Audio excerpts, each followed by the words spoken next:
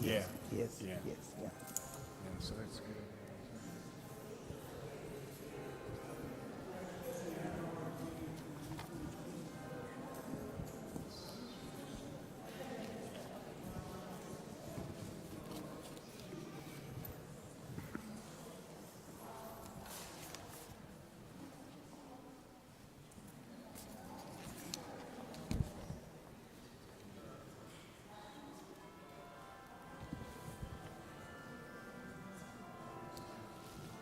Well, is the microphone working? Okay. Thank you all for coming this evening. Can't hear me.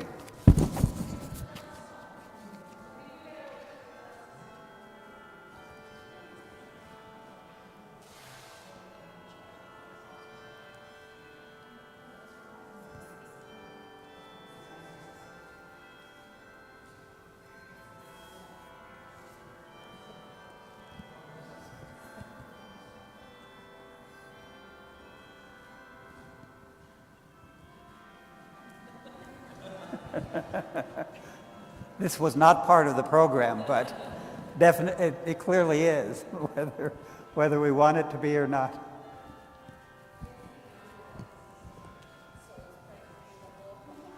Okay, okay.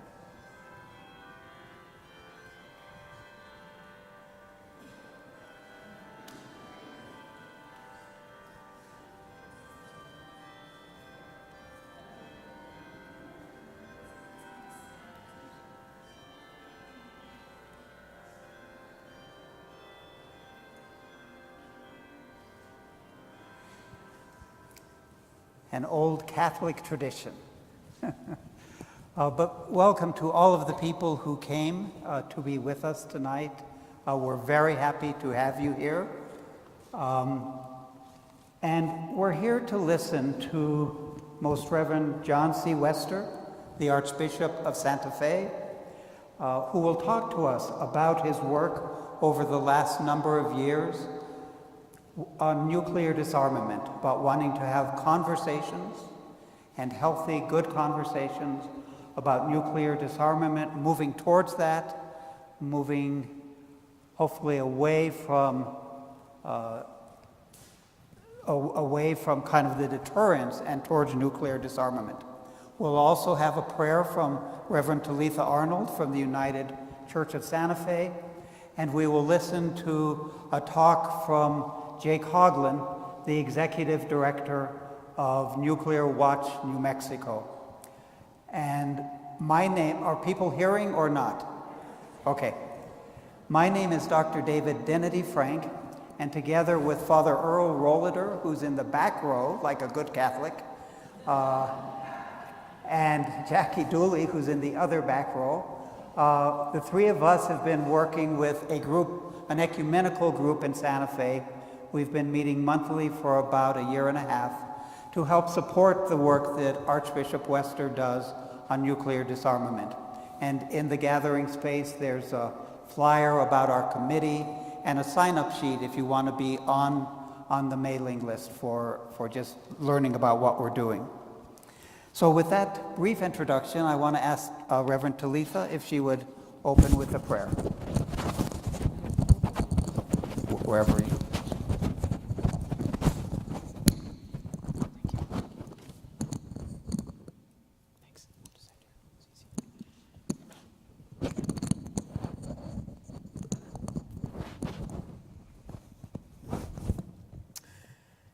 Good evening, and it's good to be here with you. And I thank Archbishop John Wester and also David and Jay for being part of this gathering tonight, and all of you for coming out on a beautiful Monday, October evening to learn more and pray more about how it is we love this world as God so loves.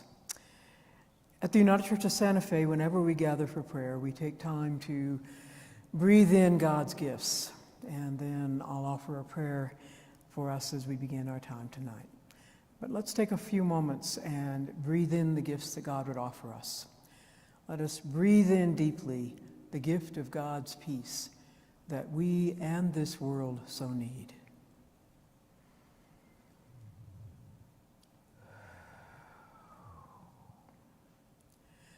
Let us breathe in deeply the gift of God's hope that overcomes confusion and despair.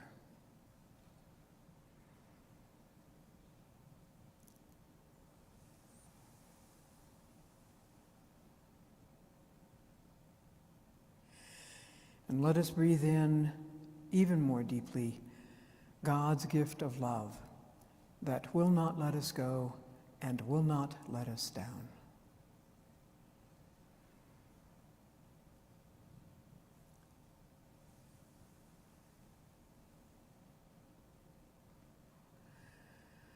For all these gifts and even more, O Lord, we give you abundant thanks. For the beauty of this world, for a sky that is blue and chilly that is green, for the faith communities that are a part of our lives and give us hope. And tonight especially we give you thanks for the witness of Archbishop John Wester. We thank you for his courage to bear witness. We thank you for his commitment to look at hard things and help us to do the same. We thank you for the witness of Jay and David and Jackie and Father Earl, and for their commitment to loving this world as you so love and helping us to do the same. So open us, we pray, in heart, soul, and mind. May the words that we hear this night go deep into our lives, and may your ever-present Spirit enliven those words that they might become our lives, so that we might offer life to others. Most of all, so that we might love this world as you so love. We pray in your name. Amen.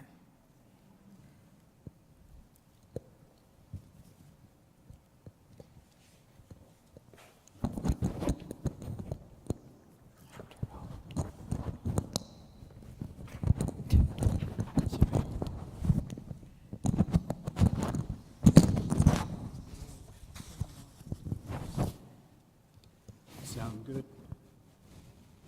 No, it's that up there. Here,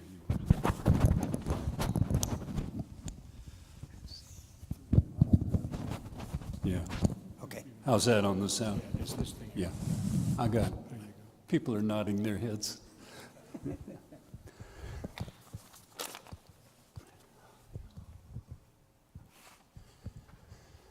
Okay, thank you all for coming on this beautiful October evening.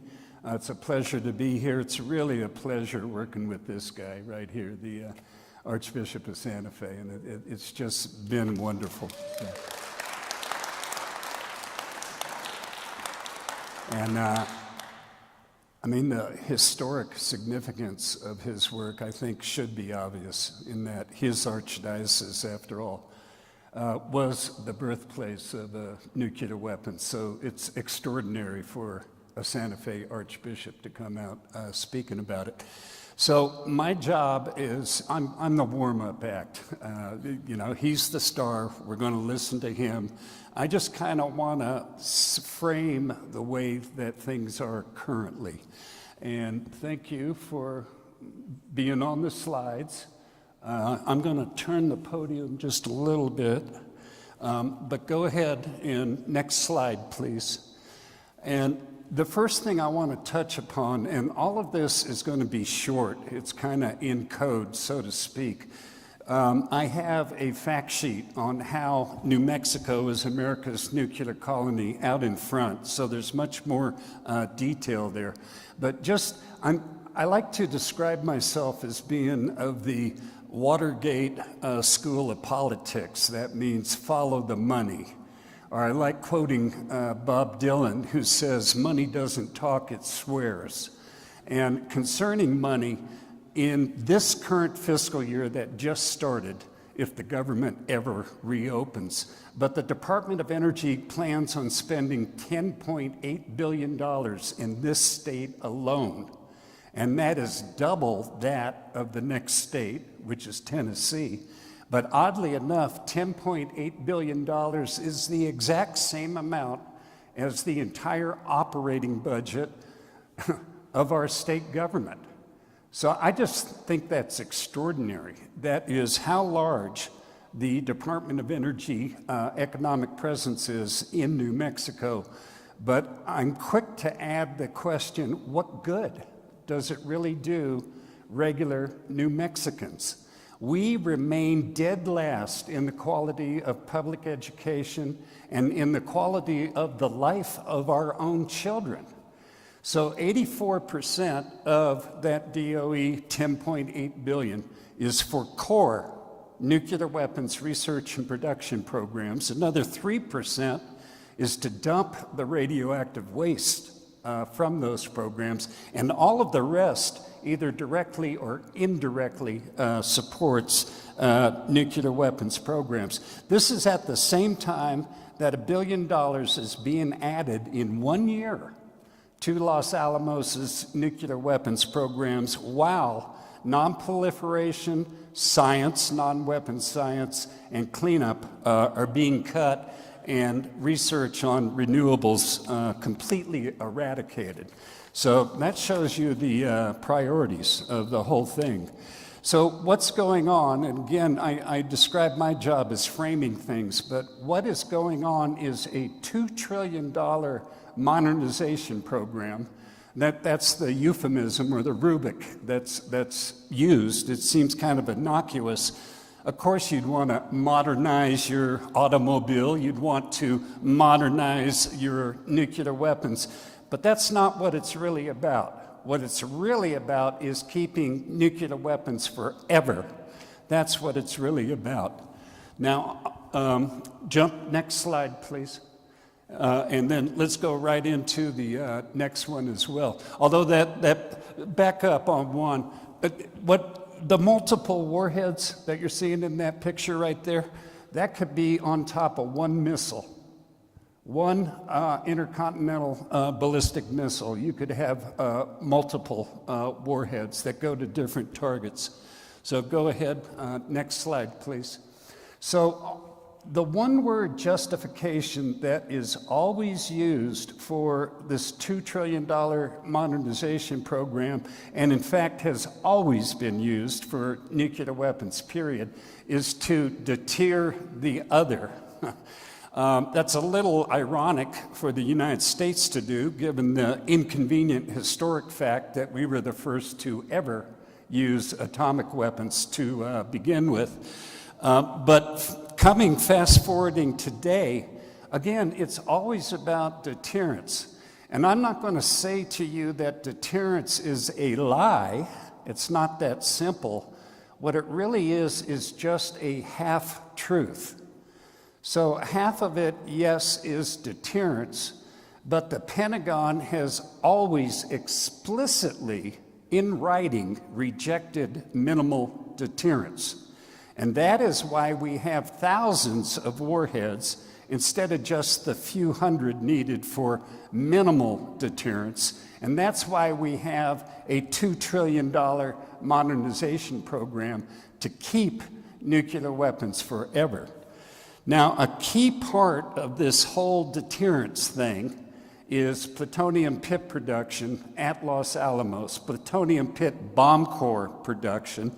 I went to Russia with a mistranslated fact sheet on pit production, and pit got translated as a hole in the ground instead of like the core of a peach. So I had a very confused Russian audience, but that's the essence of it.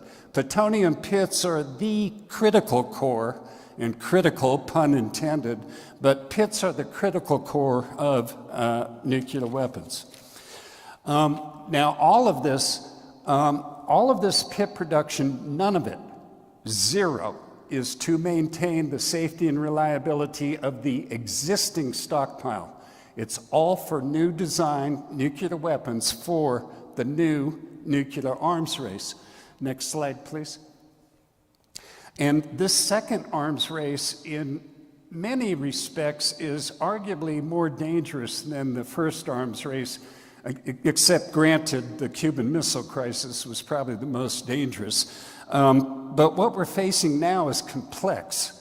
You know, I like using you know, it used to be a bipolar world, and I'm intentionally using a pun. Bipolar in the sense that it was just Soviet Union and the US, but the pun in bipolar means it's insane, you know, was mutually assured destruction, mad. But it's much more complex nowadays because there are 9 nuclear weapons powers. They are all modernizing their stockpile, although the United States is by far the biggest and the most expensive. There's increased chance of regional nuclear war, and Pakistan and India came close just 4 or 5 months ago. There's new hypersonic and cyber weapons. And finally, I fear artificial intelligence. When we start giving command and control of nuclear weapons to artificial intelligence and we're sidelining human judgment, that's a recipe for disaster, as far as I'm concerned. Next slide, please. Now, just briefly, I can't stress enough how key plutonium pit production is to this whole thing, and it's happening, you know, just 25 miles that way as the crow flies. Pit production is the choke point of resumed industrial scale nuclear weapons production for the United States. Now, what's wrong with it? I repeat, none of it is to maintain the safety and reliability of the existing stockpile. It's all for new design nuclear weapons for the new arms race. And I should mention, I get all my information from open sources and particularly federal budgets. So, you know, this is not me. I just want to impress upon you, I'm not speculating about this. You can go find this stuff if you know how to go find it. Another thing that's very wrong with all this, you know, y'all saw the Oppenheimer movie. That was all about testing the first plutonium pit. With these new design weapons and new design pits, we cannot full-scale test them because of the existing testing moratorium in effect since 1992. So arguably that could degrade confidence in the stockpile, or what it could do is prompt the U.S. to resume testing. And I personally know congressional staff that would enjoy a return to full-scale testing. So this is a very real threat. Independent of that, independent experts concluded in 2006 that pits last at least a century, and their current average age is around 43 years of age. So we still got time. There's 15,000 existing pits. Pit production is going to cause more radioactive waste that are going to go to the waste isolation pilot plant down south, and WIP is already at least nominally oversubscribed in all of the wastes. Next slide, please. You know, this is a rhetorical question that may seem obvious or have an obvious answer. Why is nuclear disarmament necessary? I'm going to let Robert McNamara answer that question. And he was Kennedy's defense secretary during the Cuban Missile Crisis. And years after the crisis, he made the statement explicitly that it was only by luck that the human race survived the Cuban Missile Crisis. And as the Archbishop is fond of saying, luck is not a sustainable survival strategy. Of course, he'd like to ascribe it to divine intervention, but yes, we need a better strategy than just luck by itself. Next one, please. And I'm getting ready to wrap up, but there's a supreme irony here, in that you wouldn't know this, but the actual official policy of the US government is for nuclear disarmament. And that is enshrined in the Non-Proliferation Treaty, in which the United States was the main driver in promulgating that treaty. And it has been signed by 189 countries, so overwhelmingly. But the kicker is there is Article 6 of the Non-Proliferation Treaty requires the nuclear weapons powers to enter into serious negotiations leading to nuclear disarmament at an early date, and of course that has never been observed. The government now, or better put, the National Nuclear Security Administration, which is the semi-autonomous wing of the Department of Energy, they like to point out, and this came up in litigation that I was involved in, they like to point out how Los Alamos is statutorily required to produce plutonium pits. And that's true. There's been something on the books since 2015 towards that end.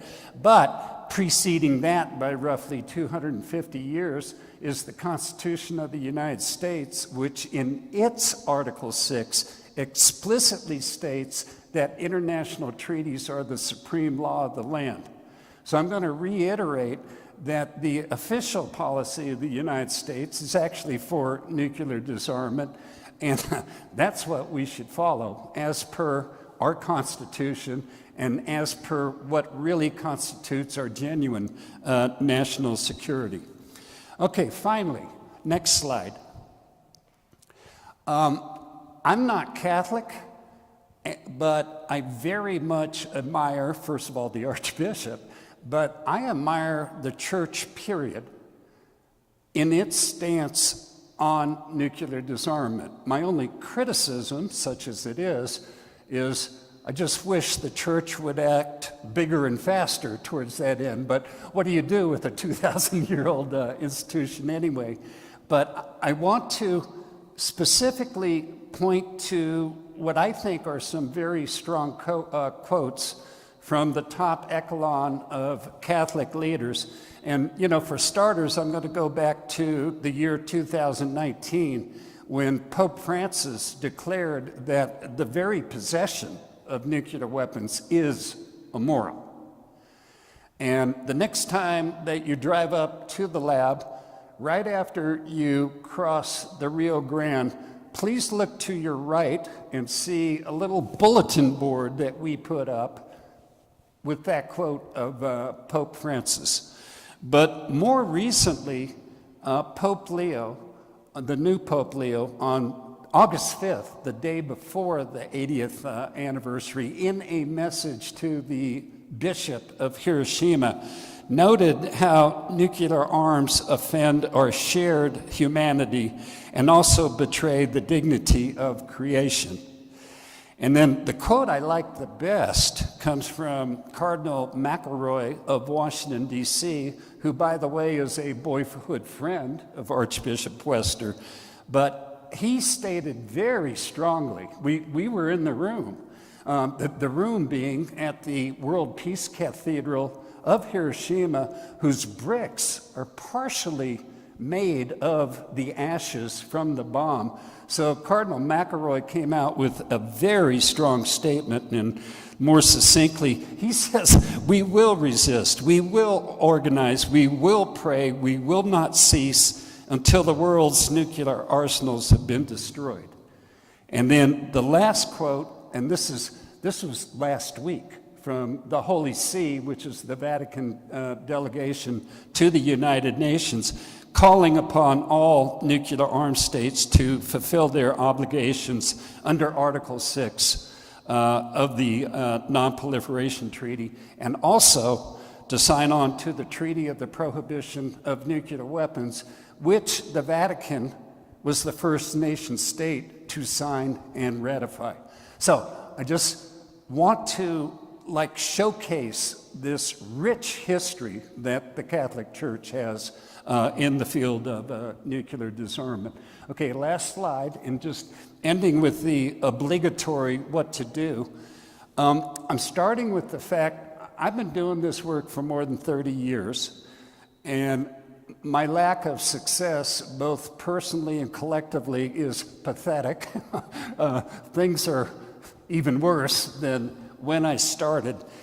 And I want to emphasize the point that, in my view, we secular activists, I'm a secular activist, we're not winning.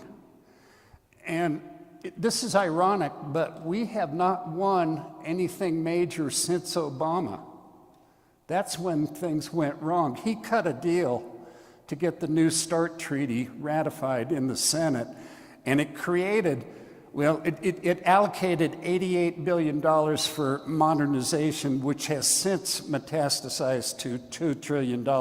So I repeat, we secular activists are not winning, so I want you, people of faith, to finish the job, because somebody's got to do it. And I strongly believe that it's going to take vigorous action by people who understand God, I'll just put it that way, and understand the need for universal peace.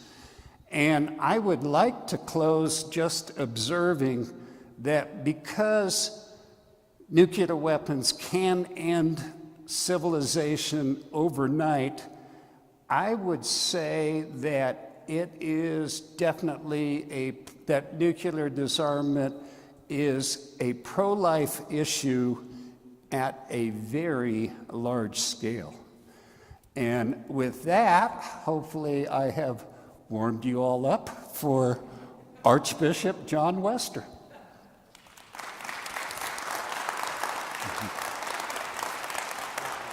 You're welcome. Yeah, and you got your mic. You're good to go.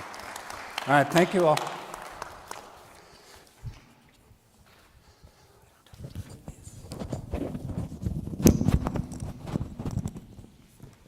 Thank you very much, Jay. Am I being heard there? Good. Hey, that was very wonderful. Let me just say, first of all, that I had cataract surgery, so this is nothing. I feel great. Things going wonderful, so just not to worry. Either that or I'm imitating Colonel Klink from the Hogan's Heroes, but anyway, it's, let me also just say thank you to you, Dr. David Frank, and to your team, to those of you who are here in the parish, the Justice and Peace Committee, or however you call yourselves. I'm just so grateful to you for this wonderful opportunity, but also I want to express my gratitude to you for having such a group in the parish. I think that's so important for our parishes in the Archdiocese to have parishioners who are concerned with the gospel, who are concerned with Catholic social teaching, and who are ready to give witness to it. One of the often quoted statements is that Catholic social teaching is one of the best kept secrets in the Catholic Church. And it's complicated, but I just admire you for doing what you do. And my prayer is that all of our parishes could do what you're doing. So I want to thank you, Dr. David, and all those of you who are here. Earl, I'm talking as loud as I can, so you can move up closer if you like. I don't know what else I can do, so just don't want your right hand to get tired there. I want to also thank Jay.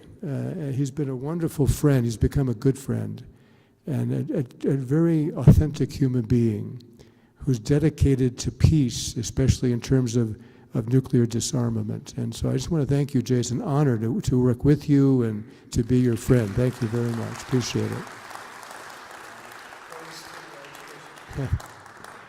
And we're going to have Q&A afterwards. If we have time, we could talk more about different things. I want to introduce Father Ito Masahiro. Father Ito is a priest of Hiroshima, Japan. And Father Ito, welcome. Nice to have you with us. Father Ito's bishop, Bishop Shirahama, is a Sulpician, and he is the bishop of Hiroshima. And he has generously given Father Lent, I should say, Father to us for 2 years. So he lives here at Lady Guadalupe in Santa Fe. He helps out at the cathedral, at Cristo Rey, and at Guadalupe. But also his ministry is to further the partnership for a world without nuclear weapons, which I'll say more about later. And so I'm just so delighted to have Father here. He's a wonderful priest. I hear nothing but compliments about his homilies, and everywhere have you met Father Ito? Oh, we love Father Ito. So I may have to call Bishop Shirahama and say you can't have him back. So we'll see what happens. But Father Ito, you're most welcome. And so during my little talk, I don't have slides like Jay did, but I did send David some pictures. These are pictures of our last trip to Hiroshima and Nagasaki. So as I'm talking, they'll be just cycling through, and then you can just cycle through and then keep cycling through. And at least there'll be something to kind of to look at as well, visually, as well as listening to me. And so I just want to begin.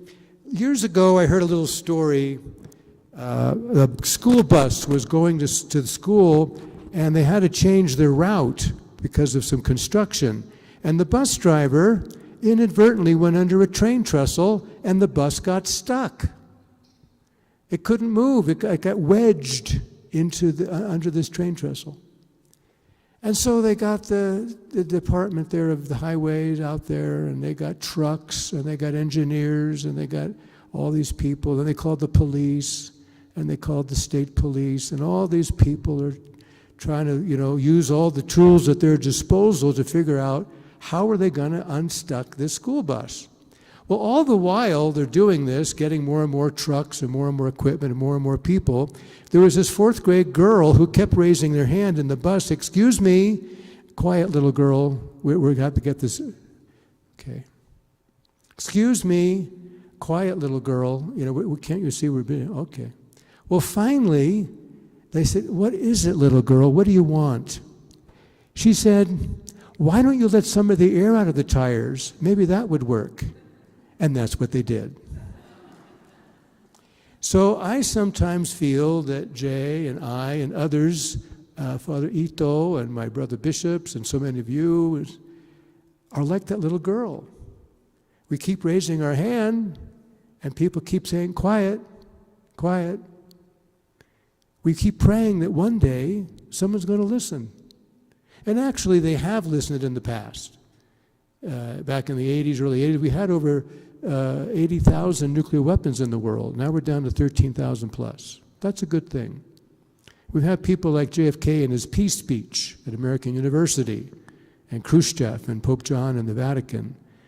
Leaders like that with vision who grasped the enormity of the mess that we're in with nuclear weapons. So there have been instances of people listening, but as Jay said so expertly, they're not listening now, it wouldn't appear.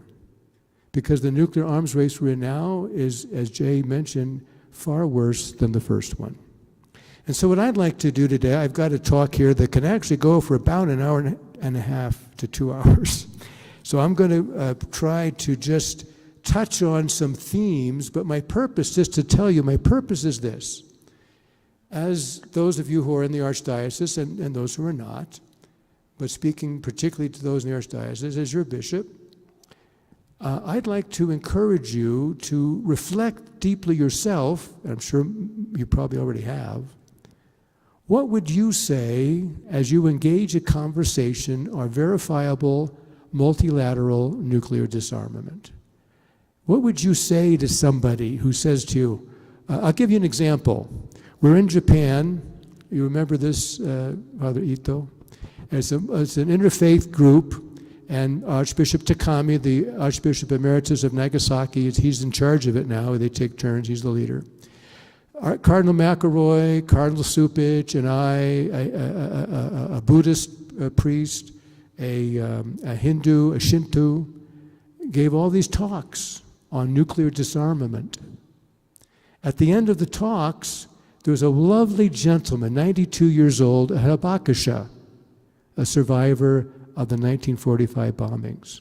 And he raised his hand and he said, Archbishop Wester, I just want to let you know how proud we are of the United States, that your nuclear weapons are saving Japan, and we're so glad. We hope you get more of them. I went, oh my goodness, what just gave an hour's worth of talks on how we've got to get rid of them. And here's this wonderful gentleman whom I respect.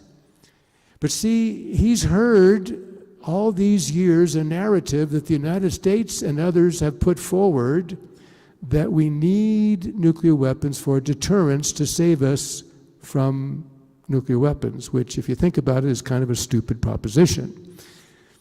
But as Jay said so wonderfully and expertly, deterrence is the enemy.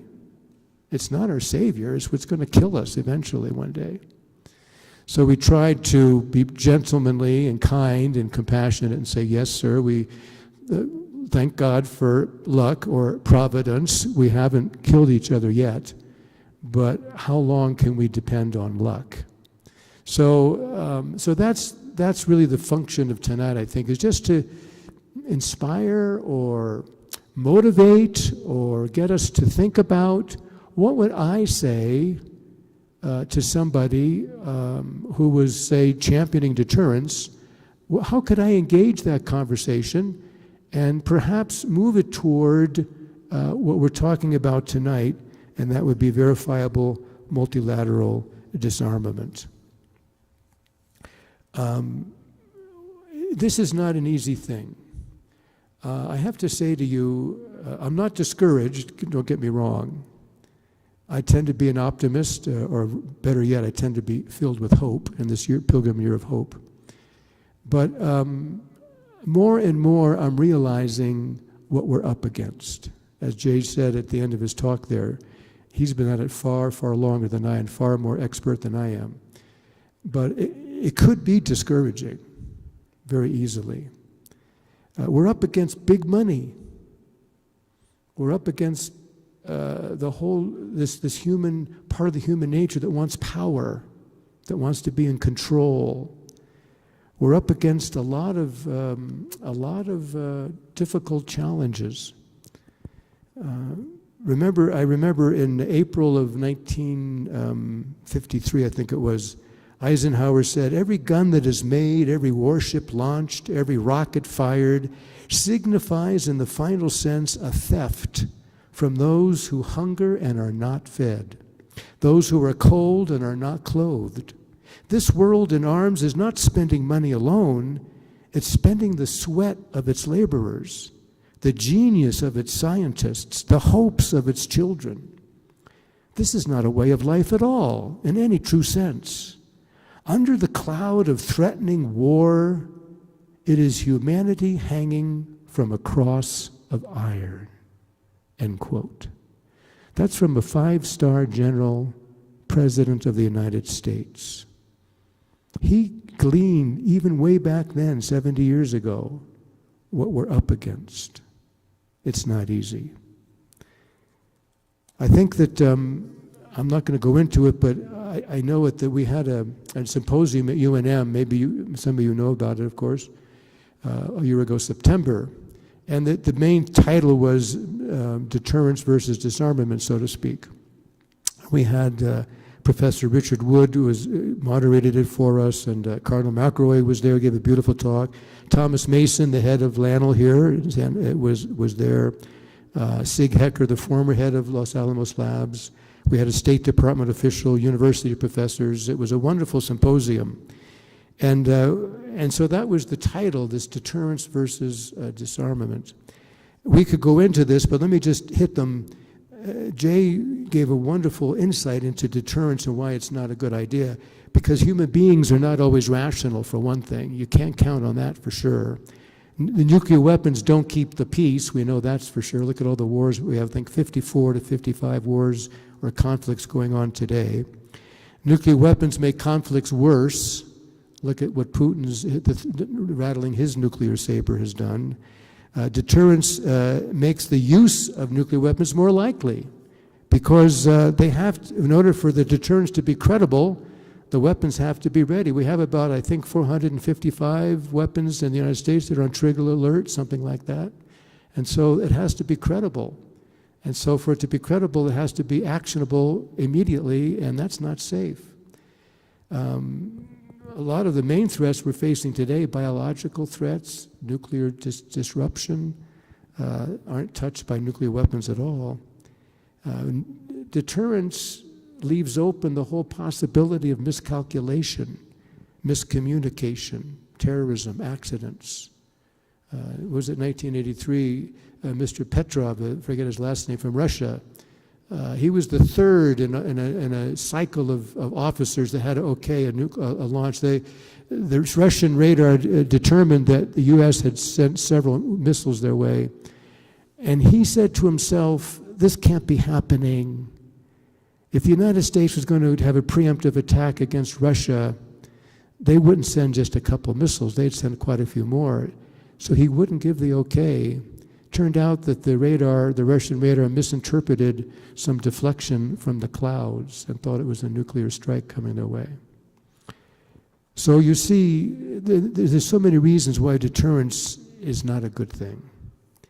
But what I want to get to today is just what are some of the arguments or conversation points that we would include in this conversation. The pastoral letter, which we have a few copies out there, is called A Conversation Toward Nuclear Disarmament. We don't want to fight with people. We don't want to have these big debates where we each go to our corner and go home convinced that I'm right and you're wrong.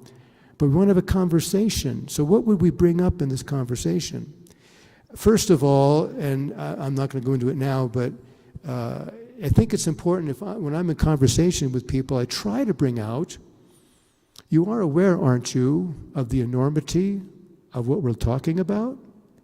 You are aware, aren't you, that if there is an Armageddon, if Russia and the United States and China go all out, that the computer prognostications are that over 5 billion people will die eventually because of the nuclear winter. I won't go into, Dr. Ira Helfand has a wonderful, opens up for us a wonderful way of looking at what would happen. The people at the hypocenter would be vaporized. Not incinerated, vaporized. For the first few seconds of that bomb, the heat is greater than the core of the sun. That's millions and millions of degrees Fahrenheit. The fire that would spread would be just not one. We've been terribly afflicted by fires here in our state and elsewhere in the country, of course. But it would be, imagine thousands of those kinds of fires, one igniting the other, anything combustible, burning. So, well, I go hide in a shelter. No, you'll die of asphyxiation within seconds. The bomb will take all the oxygen out of the air. This doesn't even mention radiation poisoning, etc. So the point is, we're dealing with something of enormous magnitude, and we ignore it at our own peril. I know I'm just fantasizing here. I don't know what would, specifically for sure happen if there was an Armageddon. But from my own point of view, I might be overstating it. I think not. Every book ever written, every medical advance made, every technological device developed, every philosophical or theological insight gained, every transportation mode we now take for granted, be all gone. No communication, no hospitals, no first responders, no 911, no schools, no libraries, nothing. We'd need a new Alexander Fleming to invent penicillin, and a new Alexander Graham Bell to invent the telephone, a new Carl Benz to invent the car, a new Wilbur Orville Wright to invent the airplane, and a new Charles Babbage to invent the computer. I presume there would be some left who would remember about the invention of the wheel, but they wouldn't have much to do with it.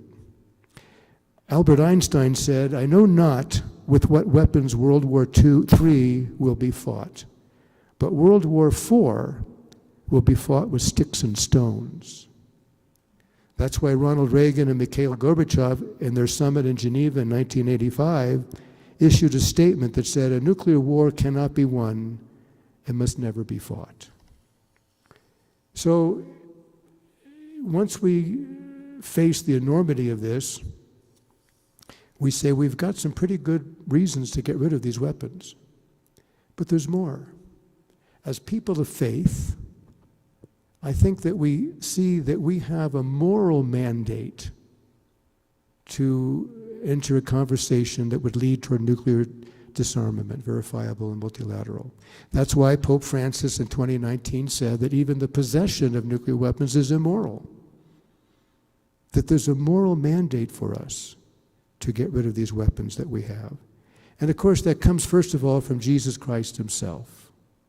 Remember when he was going through the Samaritan towns and they would not receive Jesus because of the great animosity between the Samaritans and the Jews.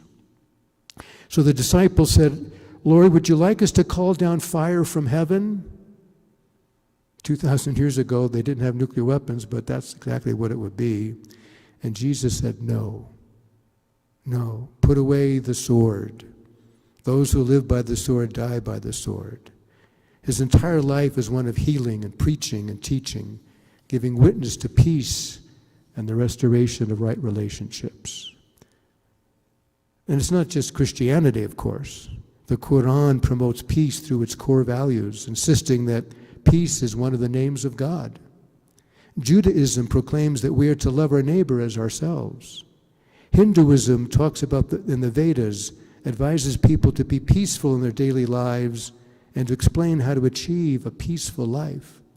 And Buddhism teaches that violence harms the spiritual state of the perpetrator as well as the victim. And so again and again in our own Christian faith and so many others, we have great moral imperatives for speaking against nuclear weapons. To me, another part of the conversation I'd like to bring in is that I think nuclear weapons are blasphemous. Because I think nuclear weapons is humanity's attempt to build a Tower of Babel, the attempt to eat from the apple of the tree in the Garden of Eden, to become like God, to become gods. Hunter Thompson once said that human beings are the only creatures on earth that claim a God, and the only thing that behaves like it hasn't got one. We're stewards of the gifts that God had given us. We're creatures, not gods. In humility, we must avoid inventing anything that can, in a matter of hours, can destroy what God has created. The story of Adam and Eve is archetypal, I think. When human beings try to become as God, they lose the Garden of Eden, and they must endure the cruel reality of paradise lost. Another third moral imperative that seems to me to be very effective is that in our faith, in our scriptures particularly, we see that we're called to right relationships, that we're communal by nature. We're created in the very image and likeness of God. And God is communal. We Christians believe in God the Father, God the Son, God the Holy Spirit. So God, by God's very nature, is communal. We are in the image of God. We're called to be communal. Isn't it interesting that nuclear weapons exist in silos?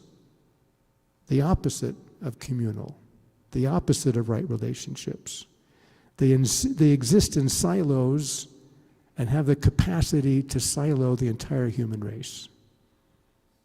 A fourth mandate would be the just war theory. I won't go into it, but you can study it, from St. Augustine and then refined by St. Thomas Aquinas, because for one thing, it talks about proportionality.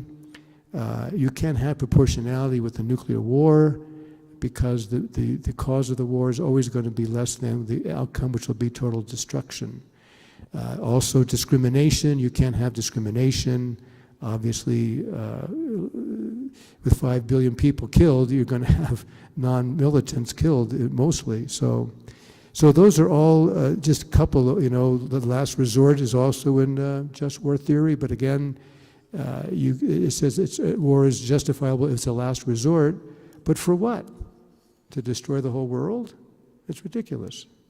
So the just war theory is, and besides, I think it's important. A lot of times people, I think the just war theory was some kind of a way to justify war. But the whole purpose of coming up with it was to lean against war. It was trying to move people away from war. I've already mentioned Catholic social teaching with sanctity of life, with subsidiarity, the dignity of the human being. Obviously, these are all offended and destroyed by nuclear weapons. I think another thing about moral mandate would be that nuclear weapons rob from the poor.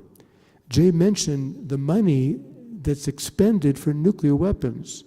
it's hard to imagine, he mentioned $2 trillion, if I heard him correctly. I don't know if you've ever seen those comparisons, like if you had $100 bills and you had $100,000, it would be so many inches. And if you had 100,000, if you had 1 million, and then 1 billion, and then 1 trillion is like geometrically greater than the billion. You can't imagine how much $1 trillion is. Think what that money can do for the poor, for those who are living on the margins. Think what it can do to help find cures to cancer and Alzheimer's and other such things. Think what it can do to educate our young people, especially us here in New Mexico, where we're dead last usually in all those studies. I think another moral mandate, I think, for us that motivates us is colonialism. I think nuclear weapons are a kind of colonialism. That the 9 nuclear states can lord that over the rest of the world. And we can pretty much, in many ways, force our will on others. And so I think that if we think about it, I think we can make a moral argument there. We know that even if nuclear weapons aren't used, they've already killed, obviously in Japan, sadly, in the war, but here in our own country, thousands of people have died from radiation poisoning, from uranium mining, and from being exposed to radiation. So the list goes on and on. So I point these out because I think there's a lot of moral mandates, a lot of moral points that we can make in a conversation that are very persuasive. And so in summary, I would just say that I think we need to really think long and hard about this issue. The reaction I've gotten from the pastoral letter is it's been very positive in certain circles. The people from Pax Christi and Back from the Brink and ICANN and your wonderful group here at Santa Maria de la Paz love the letter, and that's great. But overall, in the Archdiocese, the response is very muted and lackluster. Some people that will talk about it with me will pretty much say, well, Archbishop, you're kind of being naive. And along Jay's line, who's really naive? Those who think we can live with nuclear weapons, or those who believe we need to live without them? I would propose that the ones that are really naive are the ones that keep pushing deterrence. And you can only push it so far. I'm saddened by the fact that people don't want to hear it, but I do understand it. It's not an easy topic. I always feel like a skunk at a lawn party. Who wants to talk about this? I think, too, people figure, well, what can I do? You're talking about a multi-trillion-dollar enterprise just in our country alone. You've got Putin in Moscow. You've got Xi Jinping in China. You've got North Korea. You've got Pakistan and India going at it. What can I do? Well, personally, I think we can do a lot. Jesus started with 12 apostles. And look where that got him, quite a ways. So I think that I just want to encourage you, and I'm also encouraging myself, to not give up, to fight the good fight, and to really engage this conversation. I encourage you to support the Treaty on the Prohibition of Nuclear Weapons, called the TPNW. After all, the Vatican was the first state to sign it. I think it was 2017 or 19, something like that. I forget when they actually sign it, and then they also ratify it. But it was the first state to sign it, the Vatican. And as Jay mentioned, Archbishop Katja and the UN observer to the UN, the Holy See observer, gave a very strong speech just a few weeks ago on this very issue. And when Jay and I go back to the UN in March, we've been the last 3 years we've been back to the UN, and for the states parties of the TPNW, and the Archbishop has been very supportive, and he comes to our Mass and can celebrate with us. And he actually had us, that first year, he had me give a talk we had a prayer service, and I gave a talk on nuclear disarmament there at the Catholic church right near the UN. So to support the TPNW, to write congresspersons, to encourage them to support the TPNW. Sadly, the 9 nuclear states have not signed it. Not only that, but the United States and Britain and France came out very much against it. And so I think if we can get them to sign it, to all the countries sign it, that would be a tangible step. It's something we can hold on to. It's something that's tangible. I think also I've mentioned the Partnership for a World Without Nuclear Weapons. So the Archdiocese of Seattle, Santa Fe, Hiroshima, and Nagasaki formed this partnership, and Father Ito is a living, present reflection of that partnership. And the whole purpose of the partnership is for these 4 Catholic dioceses to come together and to advocate for nuclear disarmament. And we invite other Catholic organizations, and non-Catholic for that matter, to join us, either as endorsing or participating members. And simply, it's a coalition which is meant to promote nuclear disarmament, verifiable and multilateral. And, to have, for example, we have the Trinity Test prayer services. Talitha, you've been to those, and we've had them here in Santa Fe and in Albuquerque. And David, you've been to them as well, and those have been very powerful. This last July, we went to the Trinity Test site itself. We had the 3 bishops of New Mexico, Bishop Wall, and then Bishop Bill Taquino and I, and Conrad Roca from the Presbyterian Church, and others. We had a prayer service on the very site where the first bomb was detonated, as you saw in the Oppenheimer movie. So these are the kinds of activities. We've been to Hiroshima and Nagasaki now 3 times, 3 years in a row, to join with civic leaders, religious leaders, non-NGOs, to first of all honor those who were killed in the bombings in Hiroshima and Nagasaki, and all of those killed in the war, not just those, but all of those, of course, on all sides in the war, on all those who died in the war. But also to advocate for nuclear disarmament. That's to call attention to it. So we've been going to those, and I think that our partnership, is present at those, and it's very important. Archbishop Takami came here to Santa Fe a year ago and can celebrate a Mass in the cathedral. He and a doctor friend, and they went up to Lanl. We took them to the museums, and so they had a good visit. We've had other Buddhist friends have come from Japan. They planted a cherry tree at the cathedral there off to the side by the Franciscan house. And we're going to have some Buddhists coming on November 30th to December 4th to be here in the Archdiocese, simply to give witness to peace. They're going to, and Jay and I have joined the Buddhists in Japan. We've walked with them. We just walk peacefully in silence, bowing and being at peace and trying to give witness to peace in a very demonstrative way by our presence, by our witness, and carrying certain signs.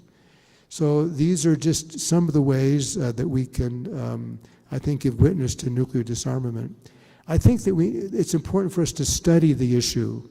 There are a lot of books that are out there that you can all read. The Doomsday Machine by Daniel Ellsberg is a very revealing book, and it has a lot of insights. There's a book that's edited by Drew Peterson. I'm not tracking on his co-editor's name, but it's called Forbidden. It's an edited work that's an excellent work. And if you can get that book, it's a series of essays on nuclear weapons and why it's so important to get rid of them. But that's an excellent one as well. I think to go on YouTube and get John Kennedy's so-called peace speech at American University, to read about Pope Francis has said, and now Pope Leo, to join groups such as Pax Christi, Back from the Brink, the international campaign to abolish nuclear weapons. These are all possibilities. So anyway, I think we want to allow time for Q&A and discussion. So I'm grateful for your attention, and I know this is not it's a difficult topic and an unsettling topic. We're all called, St. Francis is our patron. I see Stanley and Susan are here, parishioners at Velma is here, parishioners at St. Francis Cathedral. We're called to be instruments of Christ's peace. The Bulletin of Atomic Scientists on January 28, 2025, announced that the hands of the atomic clock are moving forward to 89 seconds to midnight, the closest it's ever been to apocalypse. The reason given is that global leaders have failed to adequately address ongoing threats from nuclear weapons, climate change, biological threats, and the misuse of disruptive technologies like artificial intelligence. It's significant that nuclear weapons heads the list. I find it quite ironic that a five-star general, Omar Bradley, was keenly aware of the danger of nuclear weapons only 3 years after Hiroshima and Nagasaki, when on November 10th, 1948, he said, "With the monstrous weapons man already has, humanity is in danger of being trapped in this world by its moral adolescence. Our knowledge of science has clearly outstripped our capacity to control it. We have many men of science, too few men of God. We have grasped the mystery of the atom and rejected the Sermon on the Mount. Man is stumbling blindly through a spiritual darkness while toying with the precarious secrets of life and death. The world has achieved brilliance without wisdom, power without conscience. Ours is a world of nuclear giants and ethical infants. We know more about war than we know about peace, more about killing than we know about living. We must have this conversation that leads to nuclear disarmament. For us Catholics, the overwhelming motivation is to share the gift of peace that Jesus Christ left us on the night before he died. Jesus said, "Peace I leave with you. My peace I give to you. Not as the world gives do I give it to you. Do not let your hearts be troubled or afraid. Let us not reject the Sermon on the Mount. Blessed are the peacemakers, for they will be called the children of God." I am afraid that our world's bus is stuck under the train trestle of nuclear deterrence. We need to get it unstuck. Perhaps we need to listen to the children more. God bless you.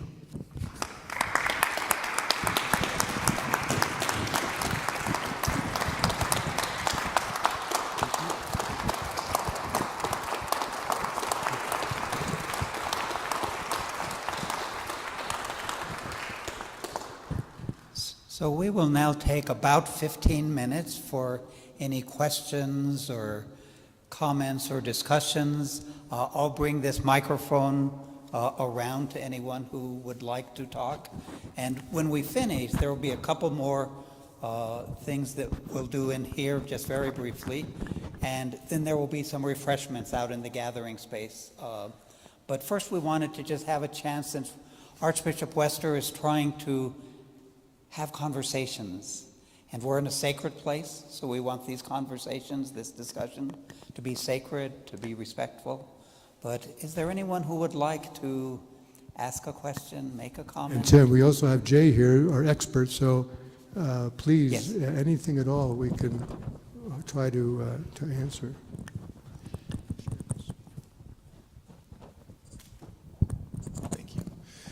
Thank you so much for your time today, and I found the remarks from both of you very powerful and insightful. I especially appreciated the identification, I think, of the foundations of nuclear proliferation in a social system based on power, greed, and you even mentioned colonialism. Something that I see throughout the period of nuclear armament and still today in the maintenance of and continuation of this social system that produces nuclear weapons and this massive military-industrial complex that we've built is fear, and how critical the maintenance of fear has been in making sure that nuclear weapons continue to be a reality in our society. And I see this not only on one side of the political aisle, but across the spectrum, where we're taught to fear the external other rather than looking upward for answers. Whether it be on Fox News and you're thinking about their images of China and the caricatures of Xi Jinping, or on CNN and how they talk about the Russian state and Putin and so on and so on. And looking back, I see this as a pattern that has emerged time and again, the result being the expansion and continuation of nuclear weapons in this military-industrial complex. In the 60s and 70s, it was the threat and specter of communism. In my lifetime, it has been the war on terror and being fearful of Arab nations, various Arab nations. And all of this has justified, I think, the maintenance of this diabolical and potentially apocalyptic power that we have. And so I wanted to ask both of you, how you think about combating this media, politics that seems to continuously try to put us in a state of fear where we're looking at the external other rather than looking upward for answers. Thank you. Well, thank you. Yes, I think that, that's, you've said something that's pretty much the blueprint for any dictator. You create fear, and then you tell people, I'm the only one that can save you from that fear. So it's kind of the MO, and I don't remember the name of it. I'm going to get a book. It was written a few years ago. Jay, you may know of it. I'm sorry, I just can't remember it now, but he's really researched how the whole, from the very beginning, from Oppenheimer to the present, that nuclear weapons have been developed in secrecy, and the whole idea of keeping the power for ourselves, and how that secrecy has increased the fear. We're afraid. Even the first nuclear weapons were out of fear that the Germans were far ahead of us, and then for fear that the Russians will get it, and then for fear that more countries are going to get it. So that fear, you're right, that's always ergo, we need more weapons to defend ourselves, and that's, that I think that's a very, right, you're actually correct, that we mustn't live in fear, and that's true. I don't know what else to say about that. On fear, my first point is an obvious point. Nuclear weapons are a class of weapons unto themselves, and there are no other weapons like them. And hopefully I made a compelling call of why people of faith are needed in the struggle for nuclear disarmament. And I don't want to go into la-la land, but I will say that what we need for the human race to do is to have some transcendence. We need to rise above this cycle of fear, which is what instigates a nuclear arms race to begin with. And there's not any single party by itself that's guilty. It's all of us in an arms race. It's tit for tat. It escalates. However, that said, I do believe our country, the United States, needs to lead by solid global leadership in breaking this cycle. And all of you, it needs to be deeply understood that we lost the chance 30 years ago after the end of the Cold War, and we're back. In many ways, even more dangerous than the first time around. So again, we're going to need some transcendent wisdom here, which I don't think our political leadership is capable of, but it's got to come from the people, and I'm increasingly believing that it needs to come from people of faith to break this cycle of fear and to espouse the love that Jesus taught in the Sermon on the Mount. So. Thank you very much. Very And good question. One more thing. Just to conclude, your question prompts me to think of Scripture. And Jesus said to the disciples, "Fear is useless. What is needed is faith." And so your question kind of brings us to that point that as people of faith, we use our faith to combat that fear and to proclaim the faith in human nature and in the capacity to build a world of peace. If we really have faith in Jesus and faith in that possibility, then that's the antidote to fear. Because fear paralyzes, but faith mobilizes.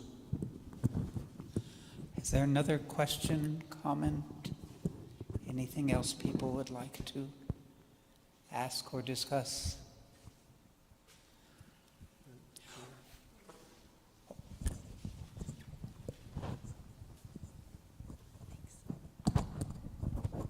This is more practical, but what does disarmament look like? The science behind it, are we there? Can it happen? How long does it take? And could the dollars that we're spending on the arms race be sort of recycled into that effort? I'm glad you asked that question. The question is, what does nuclear disarmament look like? First of all, it won't be overnight. That's for sure. I've mentioned this $2 trillion modernization program. Obviously, that is not what disarmament would look like. As a provisional step, I would like to see minimal deterrence. And that means going down, well, it means all of the nuclear weapons powers, or at least it means Russia and the US and China going down to a couple of hundred warheads each. And I believe that's, not only I, but many think that's all that's needed for deterrence, because again, this is a class of weapons unto themselves. So in terms of numbers, a few hundred each for Russia, China, and the United States. In terms of programs, you're no doubt aware that there's 2 labs in New Mexico. The old school at Sandia National Laboratories was old school. They were engineers. They very well understood how to maintain nuclear weapons. This is not a mystery. You replace the limited life components, you got to replenish the tritium. It's not rocket science. But what we have instead is this very aggressive program that its approach to maintaining weapons is not conservative. And it's very, very expensive. And the last thing you want to do to a nuclear weapons stockpile that has been extensively tested, the last thing you want to do is introduce changes to it that create uncertainty, but that's exactly what's happening now. So just to sum up, what does disarmament look like?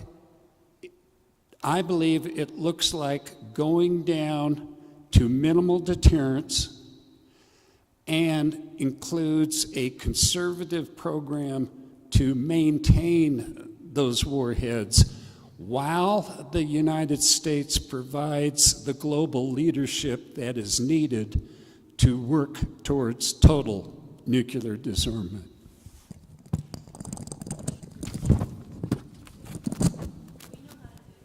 Can't hear you. Do we know how to do that scientifically now? Like, Yes. do we know what to do and how to go about it? Well, oops, I'm sorry. Again, maintaining the nuclear weapons is well understood, even routine. But the other side of the coin that's needed, and this is what, I don't argue that the labs should go away. I do argue that the weapons programs should be absolutely slashed and the non-proliferation programs augmented And we need both Los Alamos and Sandia in New Mexico and also Livermore Lab in California. We need really robust programs developing very sophisticated verification and monitoring technologies.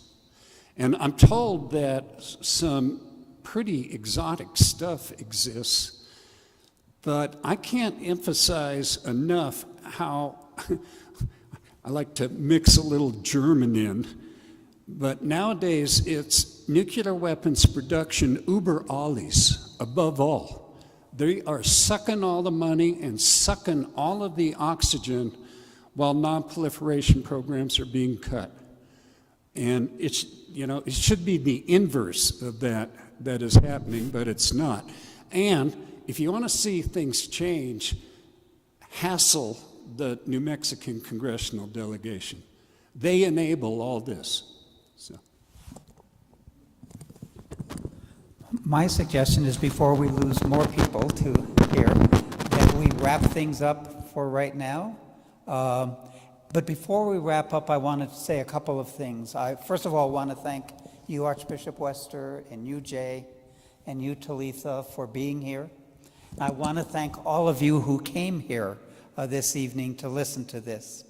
And I want to thank Santa Maria de la Paz, who has been very generous over the last year and a half, has been generous this evening in terms of allowing us to use their space and allowing us to have this conversation in the sanctuary. That is most appreciated. I want to thank the Catholic Daughters and the Knights of Columbus, who have prepared some refreshments for all of us afterwards. And again, we hopefully will continue to have these conversations, including here and including in as many ways as we can. But this last week, this poem came across my email, and it's a poem that's absolutely relevant to what we are talking about tonight. So I'm going to read it. It's a poem called Ever Changing by Rosemary Watola Trommer, and I want to read it. In my urgency to clutch it, I made peace a thing to be protected, like a jewel, like a token, instead of a force that transforms. What if I let peace sweep through me as branches are cleared by wind? What if I let peace flood me, scouring what I thought I knew? What if, no matter how hard I tried to capture it, peace slipped through my grasp like mist, like rain, like time?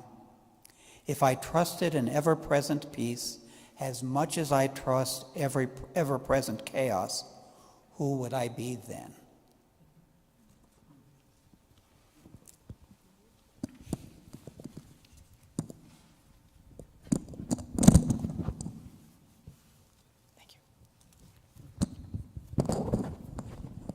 Again, I extend my thanks to Archbishop and also to Jay and to David and all of you who are here tonight. Both Jay and the Archbishop talked about fear and how we overcome fear, coming from one of the questions in the congregation tonight. At the church that I serve, the United Church of Santa Fe, we have a benediction that we use every Sunday that talks about courage. And that comes from the fact that in the Gospels, multiple times Jesus says, or God says, or angels say, or other people say, do not be afraid. John, you mentioned that on the last night of Jesus' life, he certainly said that to his disciples. But it goes all the way back to the angel showing up to Mary, be not afraid. The angel showing up to Zechariah, be not afraid. Jesus walking on water, be not afraid. Angels singing to shepherds in the field, be not afraid. And so I invite us to be not afraid. And in that spirit, I offer this benediction. And now, my brothers, sisters, kindred, neighbors, and beloved colleagues and friends, I bid you to go out into this world and be in this world in peace. Have courage. Hold on to what is good.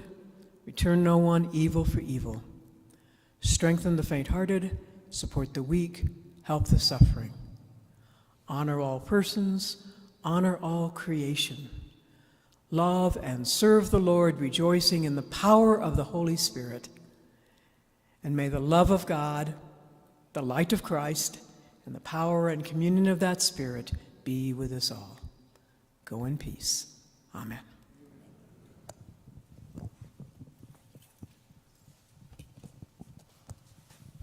So one last thing, in the gathering space, there's a table with some of Jay's materials there. There's another table that has a brief description of our group that meets here at Santa Maria, so you can find out more, and if you want to be on our mailing list, sign up there. And please enjoy the refreshments that are available for you.